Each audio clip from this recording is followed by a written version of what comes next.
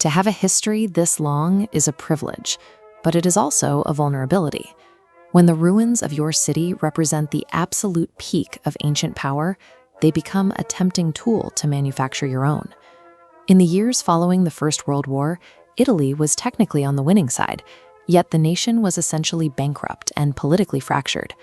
Hundreds of thousands of men had died for what felt like empty promises, leaving behind a population furious, humiliated, and desperate for order. In 1922, a former journalist named Benito Mussolini capitalized on that exact resentment. He seized power not by offering complex policy solutions, but by promising a return to greatness. Mussolini understood that to solidify a modern authoritarian regime, he needed a compelling story. He looked at the classical ruins scattered across the capital and realized they were a ready-made psychological backdrop. He began wrapping his fascist ideology directly in the imagery of the old empire. In his hands, the legacy of the Caesars stopped being a record of the past and was actively hammered into a weapon. It was used to justify absolute power in the present. There was a physical problem, however. The real Rome was not a pristine marble monument. It was a dense, chaotic, organic web of medieval neighborhoods. That reality did not match the imposing, sterile aesthetic a dictator required for a second Roman Empire.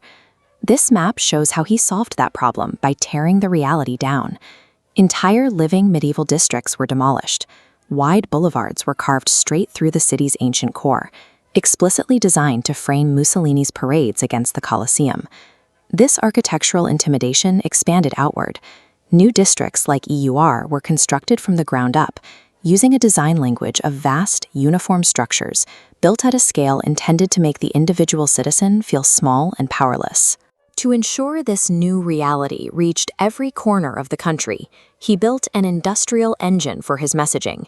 Cinecittà Studios was constructed to churn out state-controlled media, carefully broadcasting the regime's preferred image. The physical makeup of the city was forced to bend to the will of one man, proving exactly how vulnerable a cultural heritage is when a dictator decides to use it. That carefully constructed myth of an invincible new empire collided violently with reality during the Second World War. Because the Vatican was located at its center, Allied and Axis commanders largely avoided subjecting Rome to the carpet bombing that leveled other European capitals. But the city did not escape entirely. In July 1943, Allied bombers targeted the working-class San Lorenzo district, killing thousands and leaving historic spaces in ruins. 2 months later, Italy switched sides. German troops immediately occupied the capital, turning the ancient streets into an active war zone, until Allied forces finally broke through and liberated the city in June 1944. Mussolini's thousand-year fascist empire had lasted barely 2 decades. It finally collapsed, leaving the eternal city physically scarred and economically drained, and forced to completely reinvent itself. The recovery that followed was astonishingly fast. Through the 1950s and 60s, Italy experienced an intense period of growth that would become known as the economic miracle.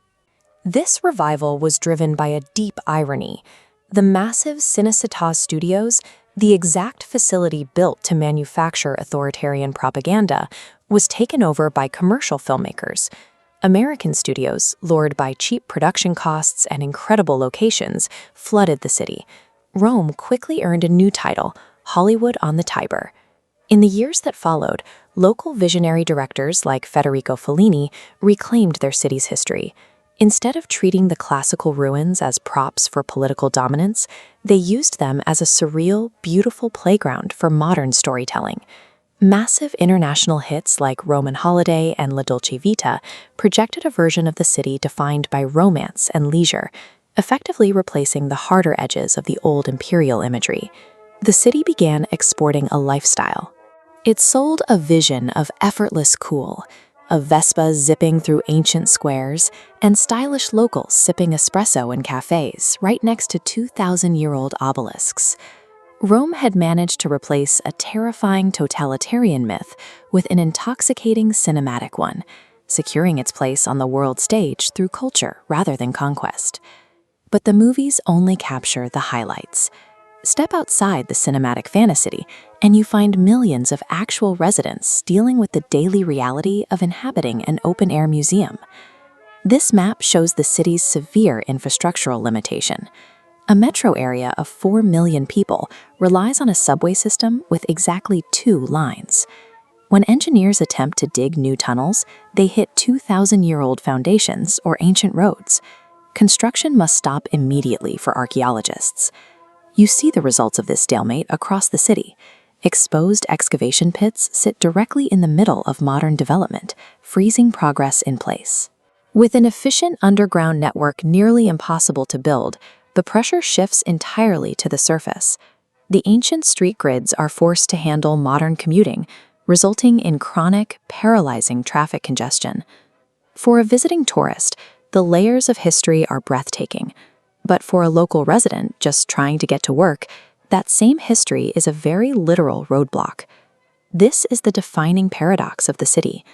Walk down a single street, and you can pass a classical column, a Renaissance dome, and a modern apartment block, all compressed into one view. While this layering of history draws tens of millions of tourists, it also creates an economic trap. Strict preservation laws and the lack of space leave the economy heavily dependent on tourism and government administration, making it difficult for new industries to find a foothold. It raises an incredibly difficult question. How do you build a future when the ground beneath your feet is legally and culturally untouchable? The legacy of this place has been weaponized by dictators to justify atrocities. It has been romanticized by directors to sell tickets. And today, it is navigated by millions of people just trying to live their lives. To survive here means accepting that the past will always be in the way. It is a brilliant, deeply complicated city, still actively writing its story directly on top of its own ruins.